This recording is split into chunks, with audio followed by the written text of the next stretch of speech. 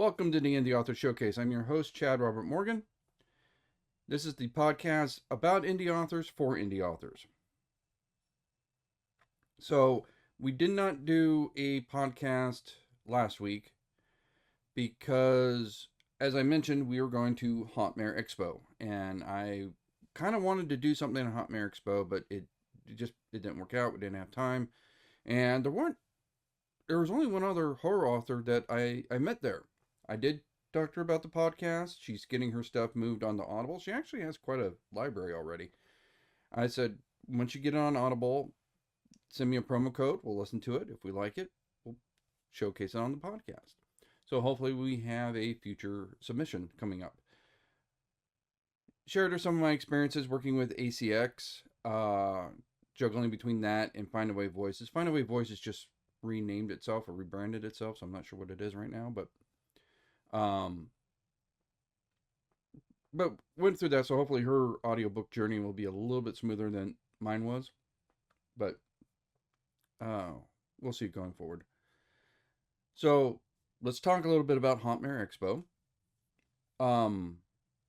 It took place at the Fresno Fairgrounds, which was a little bit of a logistical problem for us being here in Orange County. So we had to drive up there, got stuck in LA traffic.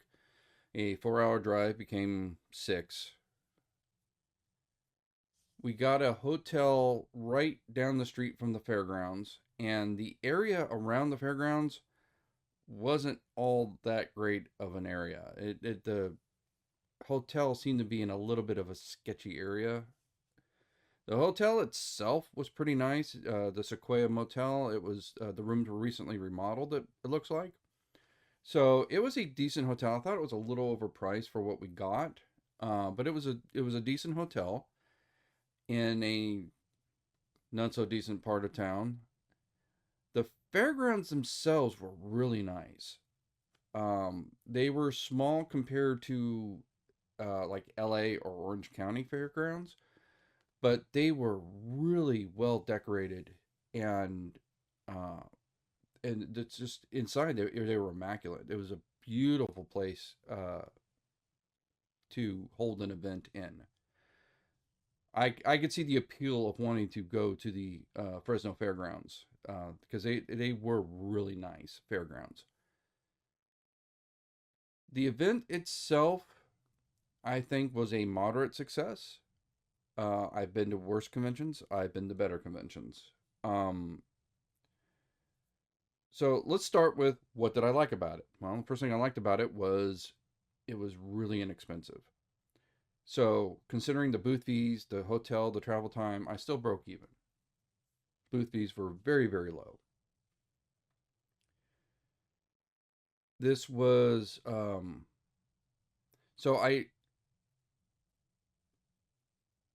of the things that was a bit of a drawback was crowd size, right? Obviously, the more people that are there, the more business a vendor has an opportunity to do.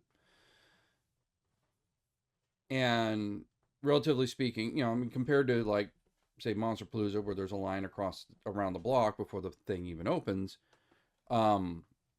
it was rather slow. However, my break-even point was much lower. So while I did way more business at Monsterpalooza, I'm still breaking even. So it's in terms of finances, it's kind of a push. Although one of the organizers I was chatting to her about it, and she says, yeah, but from a marketing standpoint, Monsterpalooza would be more successful because I'm getting my stuff in the hands of more people. So, financially, both times I'm breaking even, but I'm getting more out of that money in that effort at some place like Monsterpalooza. One of the bigger problems that the event had was in multiple buildings, right? There wasn't one building big enough. And the place took over something like 4 or 5 buildings. And they had all these Hauntmare mazes, and they had laser tag and everything like that. So, they went all out with this stuff. The problem was directing the flow. So, we had a vendor friend of ours in the 3rd building, and he's looking at us in the 2nd building with envy. because everybody's going to the first building, which is where the celebrities are.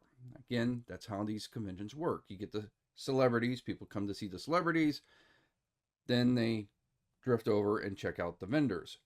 So basically, the event that promotes the best and has the best celebrities is usually the one that's the most successful. In this case, they were all going into the first building. Like, they had some of the celebrities in the second building, but they weren't getting any traffic. So they actually had to move the celebrities into the first building to appease them. And so we were getting like half the traffic. And then our friends in the third building was getting half of that traffic, so virtually none by that point. So managing the flow of the people was basically not happening, and that created a challenge. Um, so that was a major drawback to the event. There was also quite a few empty spaces.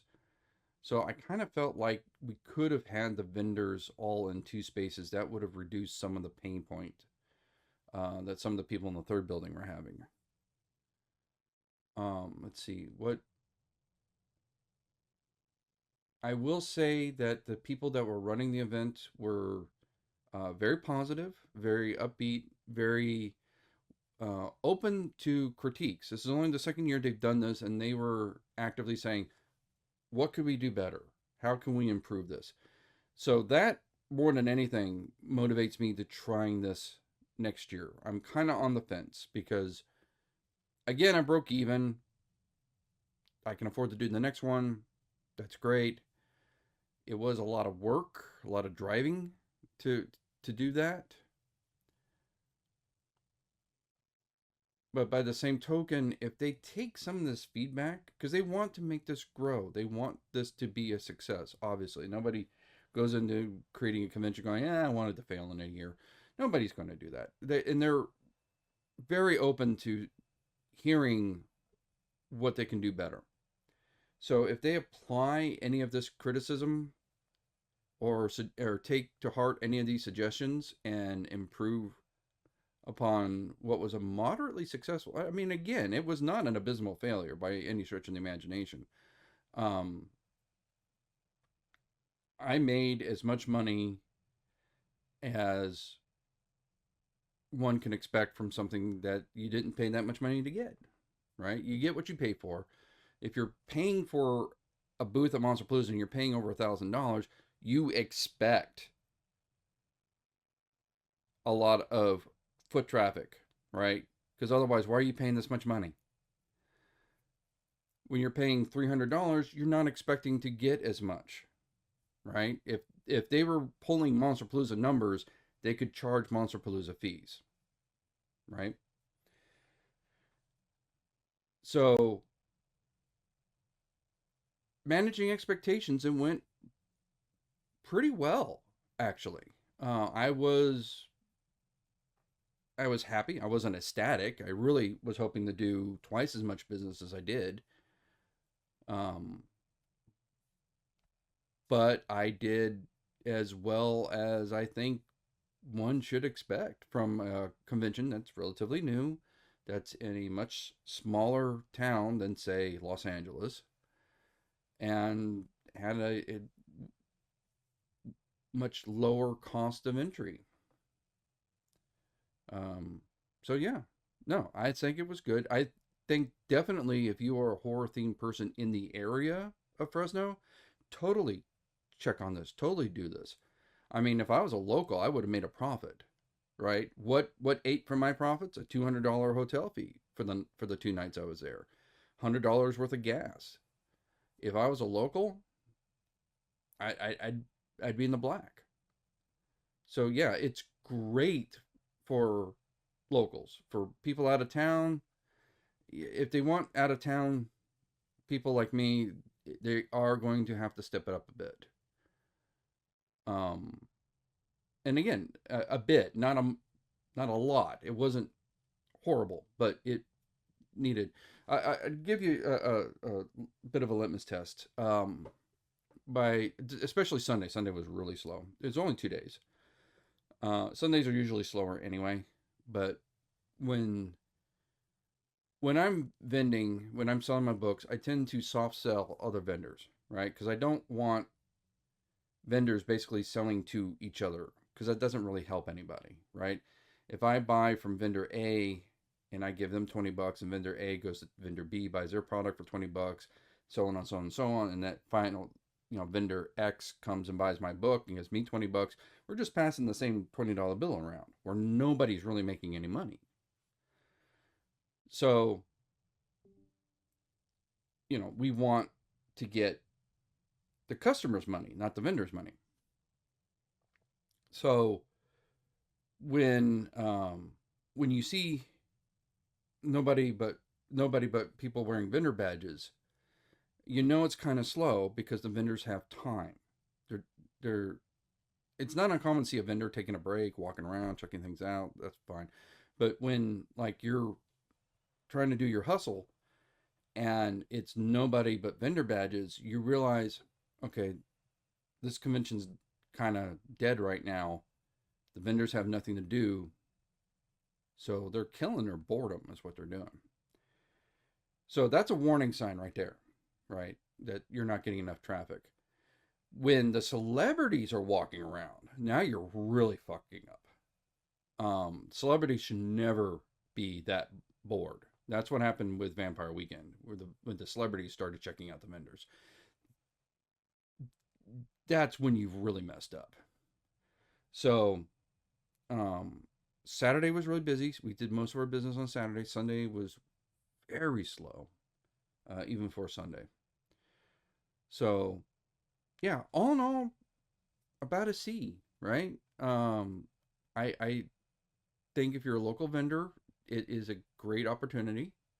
I think if you're looking to, you're like us, where you're in LA or you're San Francisco or something like that, and you're trying to expand your reach, um, maybe when it's a bit bigger, maybe try it next year, but take it with a grain of salt, because this convention needs to grow before it's going to really be worth all that kind of cross state travel.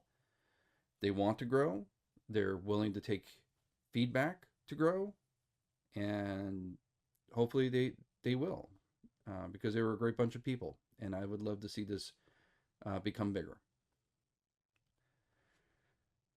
Something else I wanted to talk about. I started thinking about this the other day.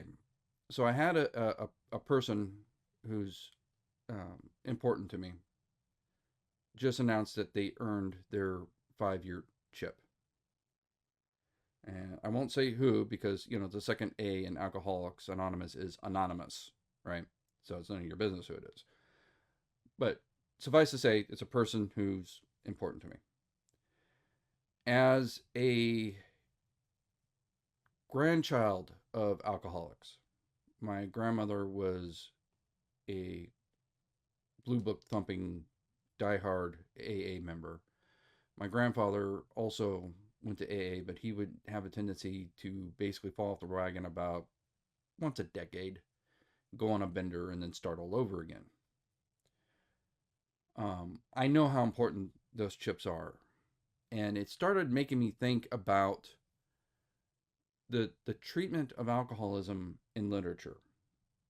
And I started racking my brain, and I was like, I can only think of 2 books that have actually dealt with alcoholism and the battle for sobriety in a very detailed and realistic way. And that's The Shining by Stephen King and its sequel, Doctor Sleep. Now, I am talking fiction here, right? There's obviously a lot of celebrity memoirs where people talk about their battle for sobriety and stuff like that. But I'm talking about fictional books. And if you can think of another book that deals with the topic, please leave it in the comments. I would love to know because I have been racking my brain. I cannot think of one. And I started thinking about how interesting those 2 books are because, as you know, Doctor Sleep is a direct sequel to The Shining. It's like one of the few, if ever, times Stephen King wrote a direct sequel to anything. And I started thinking about it, and I realized that he is taking the same issue with battling for sobriety and flipping the script on the sequel. So in The Shining, we have a alcoholic who's going to AA, who is currently sober, and he's basically tempted to reconnect with his demons, right? Both figuratively and in the bottle, or I should say, both literally and in the bottle. So Jack Torrance, I mean, in fact, there's that infamous scene. Everybody remembers the movie, which, by the way, book's way better. Like that needs to be said. That infamous scene where he's at the bar and the ghosts are basically serving him alcohol and convincing him to take the bottle back up. Dr. Sleep is the opposite. Dr. Sleep, we start with Danny, who is an alcoholic. He's turned to alcohol to deal with his experiences in the Overlook Hotel. And Dr. Sleep is very much his battle getting sober. So, where Jack is sober and he is torn off the sobriety train back into drinking, Danny is going the other direction. He's starting already at rock bottom and coming back to sobriety. And again, the movie's a little different than the book, but in the book, it ends with Danny Torrance finally achieving a certain milestone in AA. So, what's taking place in the book, and this happens in AA, is basically you'll have to talk about your worst experience. This is why it's anonymous, by the way, or one of the reasons. You have to talk about your worst experiences. Oh man, there's that one time I was drunk and I beat my wife or whatever, whatever horrible things you did while you're drunk. And the book starts with Danny basically making some very bad decisions because he is doing it to get high or get drunk. And those decisions lead to some questionable outcomes, right? I believe he was with a woman, and then I think she OD'd, and then as he was leaving, he realized that she had a kid, and I think he basically just ditches the kid, if I remember the storybook, the book correctly.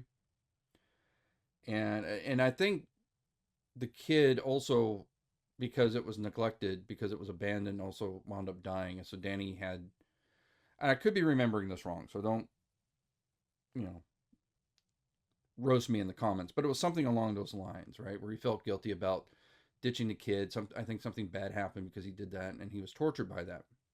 And that's at the beginning of Dr. Sleep. By the end of the book, he's at AA, and he's finally able to confess the sin. And everybody else is like, yeah, well, we've done horrible shit too when we were drunk. So that's part of the healing process, is getting that off your chest, realizing that you have done bad things while you're drinking, but you're not that person anymore. And that's why you don't drink, because you don't want to go back to being that person anymore. And then Danny was then going to his to another character. I don't want to get too spoilery, and saying, "Hey, look, I see you're drinking. There's a reason why you may not want to do this, because it didn't work out well for me. It didn't work out well for my dad. Issues." So, again, I'm really racking my brain, because even in my own work, I do not think I have dealt with alcohol and substance abuse with that finite amount of detail, especially from the standpoint of somebody who is recovering or pulled out of recovery in the case of Jack Torrance. I can think of one example, or one really good example, I should say, in TV and film, but I can't think. That would be The Haunting of Hill House, because there was a character that was battling with sobriety in that one, and that one was treated pretty realistically. but I can't think of any other case in literature off the top of my head. So please, if you can think of another book that deals with the topic, leave it in the comments. Shoot us an email. I would like to hear about it. I would like to discuss it. Do you think that nobody talks about it because Stephen King hit it out of the park and nobody wants to take on the king? Do you think nobody's writing about it because it never crossed anybody's mind? Or is there a whole trove of these books that I just don't know about? God knows I have not read everything in the world. There's a lot of books out there, especially from indie authors. So maybe this is just me talking from ignorance. Maybe there is a lot of books covering this topic that I just don't know about. Please, if you know about this, let me know. Shoot it in the comments. Shoot me an email. Let me know. Excuse me. What do I do in the segment? All right. So my time is not my own. So let's go ahead and let's wrap this up by talking about this week's book review. Speaking of alcohol abuse and substance abuse, we have Greatest Hits of My Childhood Trauma, Autism Edition by Alex Dark. Now, I will say with the autism diagnosis, so what happens is Alex had already written this book and then later in life was diagnosed with autism. So he went back and revised the book from the standpoint of now he knows that he has autism and how does the events in his life look differently from that perspective. I'm hoping to get him on the show. I'm hoping to have an interview with him. I'm hoping he's willing to talk about this because I find this topic not only interesting but a bit personal. First of all, let's state that when we're talking autism, we're not talking like what JFK was talking about a couple months ago. These people don't pay taxes. They don't have families. No, Alex looks like a normal young adult. I mean, I did not see anything that would make me think that he had an autism diagnosis. And I think that's part of the point is that when we say that you are on the spectrum, there is a very low end and a very high end in the spectrum and a lot of room in between. There was a book called J-Pod. If you ever have a chance to read that, it was a very funny book about a bunch of game developers that through a computer glitch all have the same last name starting with J, and they're all grouped together. And comedy ensues. One of the things that the book ends with is they have a hugging machine so they can go in there and get hugs. And from what I was reading about people decrypting the book and everything like that was part of what the author was trying to convey was that all of the people in J-Pod were on the spectrum. Like these are people with jobs, these are people with relationships, but they're on the spectrum. And part of what he's trying to say in this book is having autism is kind of normal. Like it's being a little bit autistic is kind of like being left-handed, you know. There's going to be a certain percent. It doesn't make you a freak. It doesn't make you weird. It's just a little sprinkle of autism is not that uncommon, and it's not that big of a deal. Is I think the point of the end of J-Pod. So again, when we're talking autism, we are not talking. I remember when I was a kid, there was a movie about a kid with autism, and the family fought to miraculously cure him, and in the end, they bump into another person with autism, and the person with autism, he's not looking at anybody, he's looking at the ground, doesn't really talk, and everything like that. When we hear the word autism, that's what we're thinking of. We're thinking about the people JFK Jr. was talking about when he did his little speech. We are way on the other side of the spectrum. Okay, so we're talking about a guy who is married. He has a husband. He has a job. He's got his own business he's running. This is, for all intents and purposes, a normal guy with a little sprinkling of autism, as far as I'm concerned. Right now, and again, I would love to talk to him and see how he feels about this. Right? Does he see this differently? Um, Another reason why this is of interest to me is because I have three kids. I have the youngest that's so wants to move out of the house, but still here. But the other two, I mean, they're 30 and 33. They're out and about. They're doing their thing. The oldest is about ready to get married. Um, my oldest was diagnosed with Asperger's, which is basically a sprinkling of autism. And now my daughter is saying that she's been diagnosed with autism. And again, she recently, about, well, not recently, 5, 10 years ago, graduated from UC Davis. Okay. I mean, these are not people sitting around, in wheelchairs, doing like um, Dennis Hoffman in Rain Man. Time for Wapner. It's time for Wapner. No, that's not what we're talking about here. Um, so I'm very interested in this whole autism diagnosis and what it means, because to me they're just my kids, right? I see them as normal adults, maybe kind of assholes, but normal adults. Um, so yeah, I'm speaking from ignorance in this point. What does that diagnosis mean, right? What does it mean to have autism when I'm not seeing an autistic person in front of me, right? What does that low end of the spectrum? What does that little sprinkling of autism actually mean in terms of their struggles and what their how they see the world, how they perceive things?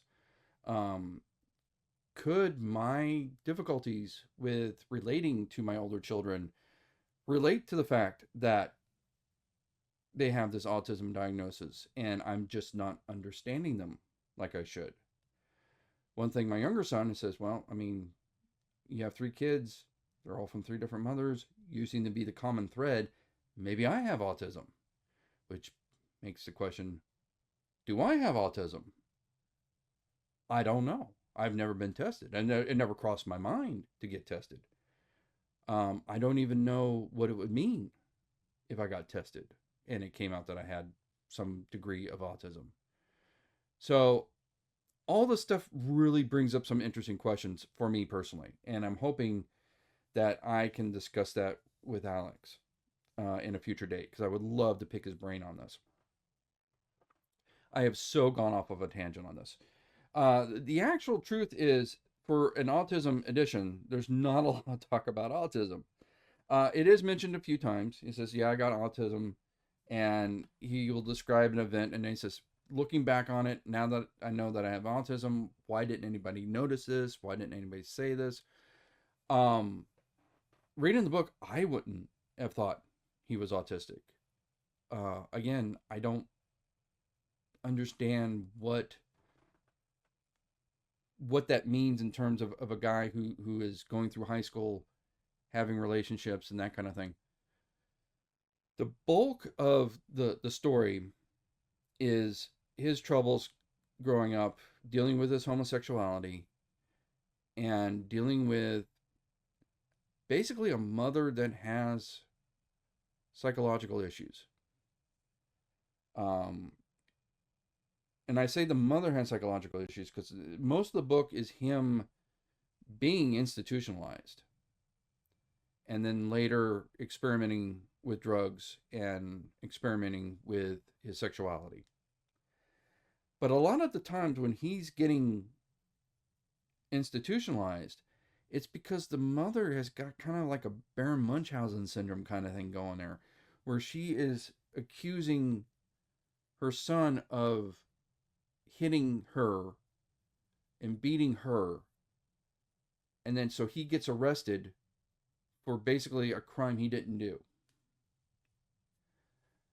Now, I will say it does escalate, and there's a couple times where, like, there's one time when he is taking a bunch of basically cough syrup, right? He's only like in junior high. They're trying to get a cheap high. They're getting like those stimulant pills from the gas station, and he pops a few, and he doesn't feel anything. So he pops a few more. He pops a few more, and then they all sort of kick in at once, and so he is just gone, right? And so they thought he attempted suicide. Turns out he was just basically stupid, um, and it just took way too much. Shouldn't have taken any at all, but that's beside the point. But that starts one of his bouts of being in a mental hospital.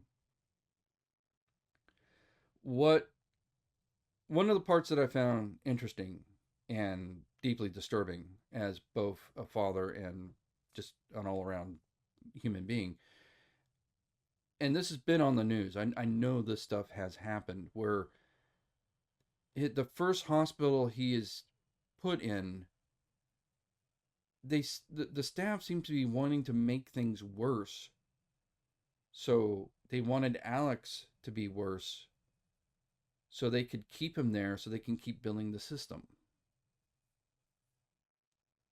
And at one point, his therapist actually, tears in her eyes, borrow from Trump, um, actually has to say, I can't see you as a patient anymore in order to get him out of there. And he talks very warmly about his therapist and how um, it was a great personal sacrifice by her to basically dump him as a patient in order to save him. And so now he's moved from this private mental facility where all the patients seem to be kind of coalescing and forming um, these real bonds because they have a unified enemy with the staff, who, again, from his perspective and from what we're reading in the book, are really shitbags. And then he's moved to a federal mental facility. And at this point, the script kind of switches because most of the staff are doing their job. They're kind. There's some exceptions, but for the most part, the staff are very, very kind. They're very, very warm. They're very, very understanding. And now he's in fear of the other patients. Um, and it's just, that's a lot of trauma for a young person to go through. And as a father, I just kind of want to have to reach out and give him a hug, right? Because nobody should go through that kind of crap. I mean, it's one thing to have to go to a mental hospital, but it's another thing to have to go to a mental hospital that's purposely trying to keep you sick so they can make money off of you.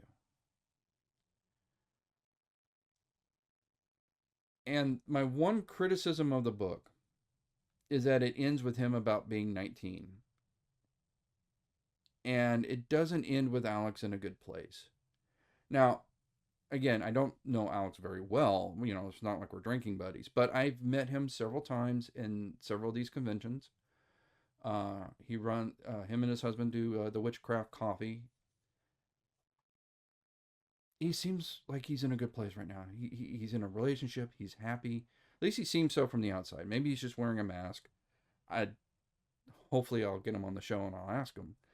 Um, but the Alex I know, the Alex that I've met, is a far cry from the person at the end of this book. And he has stated in the end of the book that there's more books to come. He's writing more. He wants to continue talking about his journey. Um, and I do want to read more because I want to know how we get from this guy that is just kind of almost at rock bottom at the end of this book to the successful businessman he is today. There is definitely a gap in that story that I have not read yet and that are apparently in future installments. Um, so yeah, it does end on kind of a downer. Um, and I was able to swallow that pill because I know that's not how the story ends for him. I mean, his story's not ending anytime soon. He's still a young man. He's still got ways to go. Um, the other thing I would say about the book, though, is that um, there were times he had me laughing out loud just because of the way he phrased things. He does have this very dark sense of humor that made all this trauma very enjoyable. I know that sounds weird. Um, but he is talking about it. It's like, oh my God, I went to this thing. It was disgusting. The whole thing smelled of semen and despair and bad acne cream and, that kind of thing. And it's just, you know, he had to kind of, I know it's bad, but he's at a place where he can kind of joke about it a little bit more. And it was an enjoyable read, in spite the fact that this is a very dark book. He sprinkled just enough of him today into the book to make it palatable, right? To talk about these dark things and not make you feel hopeless and depressed. It was actually very. I just hearing him talk about how he's all crushing over a guy and how all excited he is, and just those pangs of first love and everything like that. Um, Very heartwarming, and I would say I really thoroughly enjoyed this book. And I know just the title, "Greatest Hits of My Childhood Trauma," that in itself tells you this is humor and tragedy merged together in a beautiful way that makes for a book that really I think a lot of people should read. Just if for no other reason than you kind of might remind you of what you went through when you were a teenager, and might make you appreciative of some of the things you didn't go through as a teenager. As I tell my teenager, his job is to do stupid shit. My job as a parent is to make sure he survives the stupid shit. There were a couple of exceptions where his mother actually steps in to make sure he survives the stupid shit he does. But for the most part, Alex in this book is flying solo. In fact, if anything, he's flying against a lot of headwinds. So it is a very strong book, and I think it's something that a lot of teenagers should actually read, because I think they'll find a kindred soul in Alex Stark. So that's it for the podcast. Again, as I mentioned, my time is not my own these days. I am busting my ass with two jobs. I gotta go back out and work some more today. Um, I will try to maintain the podcast schedule, which is going to be more and more difficult as time goes on. Our next event will be at Creep IE. We're 1 month away from Creep IE. Remember, use promo code SPECTRAL to get $5 off your admission to Creep IE Aftermath. To help you remember, we are going to put all horror themed merch on our store at 30% off. Same promo code. Use Spectral to get 30% off your backpacks, your t-shirts, your coffee mugs, your towels, your swimsuits, you name it. Everything but the books. The books. So what I do is everything is done through Printful, except for the 3D monsters that we make. We make those ourselves here at the garage, here at the house. And the books, which are printed through Lulu. A 30% off on the books would actually be at a loss. So books are off limits. Everything else, 30% off. Everything is marked to include the shipping. So no shipping on anything. If you go through the store and it says you have to pay $10 for shipping, let me know. I need to fix that, because there should be no shipping on anything. That's why the prices are a little bit higher, because the shipping is included in the price. So you get no surprise fees at the end. Promo code Spectral for Creep IE Aftermath. Promo code Spectral for Shop Spectral Inc. Until then, we'll see you next week, and keep on reading.